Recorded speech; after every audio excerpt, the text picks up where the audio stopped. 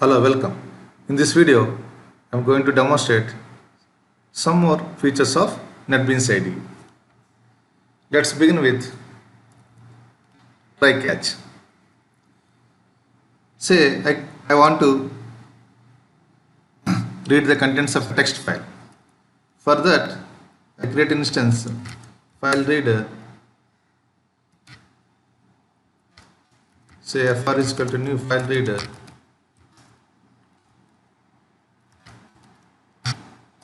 And I give the path or name of the file.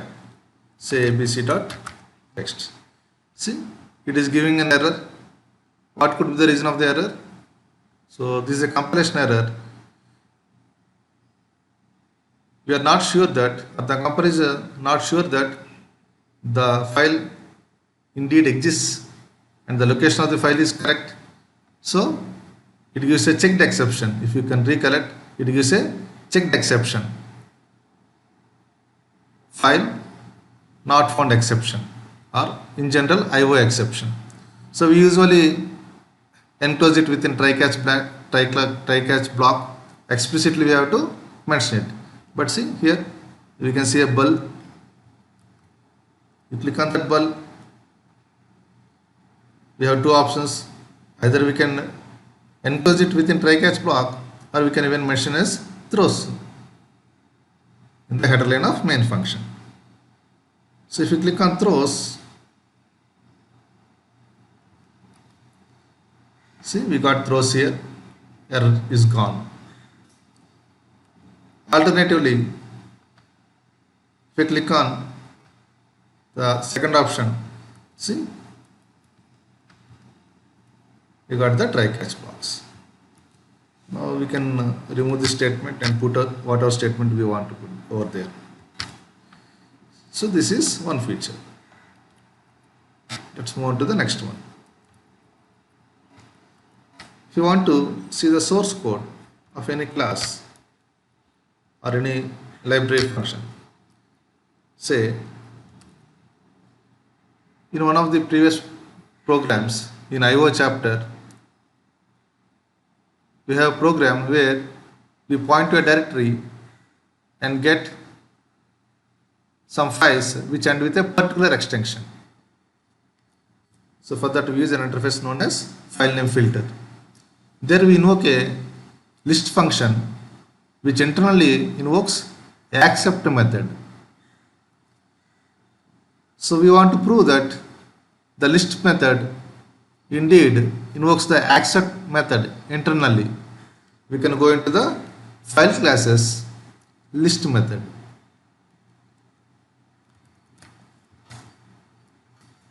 Say some x, just creating reference is sufficient. Right click on the class, go to navigate, then go to source.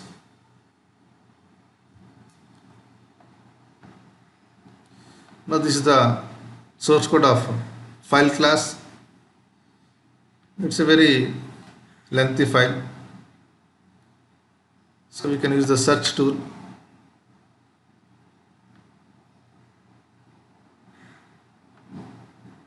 Go to find, and in here you type the function name list, which takes file name filter.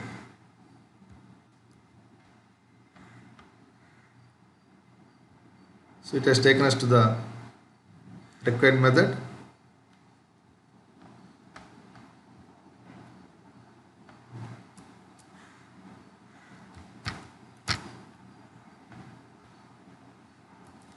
So the list method which takes file name filter and returns a array of strings. So this is the start of the method. You put the cursor over here. It highlights the start of the method and end of the method. See here, we can see the accept method being invoked. So it proves that the list method internally invokes the accept method. So in this way we can understand the methods in a better way, what is going on internally. Now let's move on to the next feature. we may want to see the static final fields value.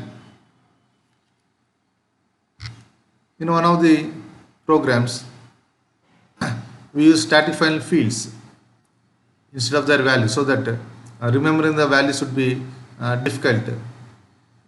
But if you remember the value and substitute it, the code would be compact one. For example,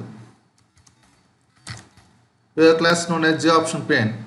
In Swings chapter, if you can recollect, we can create ready-made dialog boxes using JOptionPane class. So go to its source code. Then here we can find the static find fields, the constants values for different kinds of buttons. For S button it's 0, for no button it is 1, so on and so forth. So instead of saying S option, obviously this one is more readable, we can even substitute with 0. So from the source file we can know these constant values. Let's move on to the next feature. In NetBeans IDE itself, we can browse through packages and classes in the packages. Just go to the libraries node, expand JDK, then open the rt.jar file.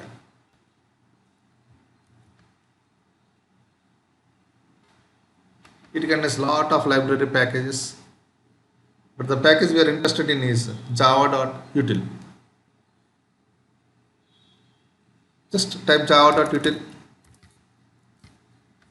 See, it has taken us to java.util package. Expand it.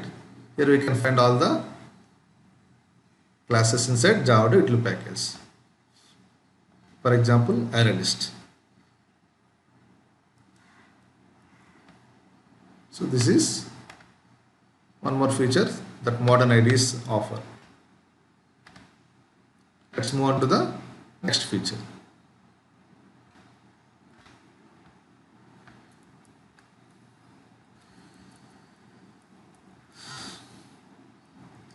When we implement any interface, say implements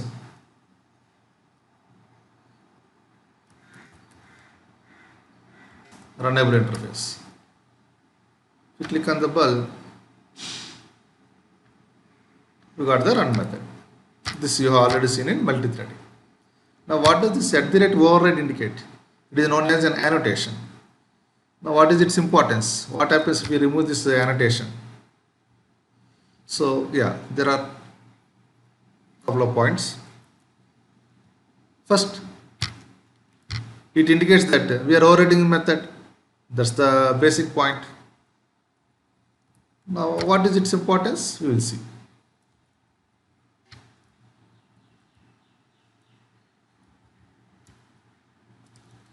Let me create a class say A, which contains a method, say fun1, which takes an integer. Yeah.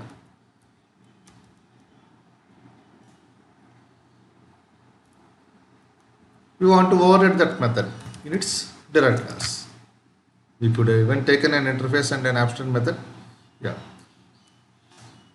So override applies for interfaces as well as classes. So extend say, now I want to override this fun1 method. How do you override it? Void fun1 intent. Say by mistake I have given two integers as parameters. Is this an override? No, it's not an override. But is it giving an error? No, it's not giving an error. Why? Our intention is to override, but what we have done is overloading we have done. So same name with different parameters. That is absolutely okay. But our intention is to override. So put @override. Now it says it's not an override. In this way, we can confirm that whether we have overridden a function correctly or not.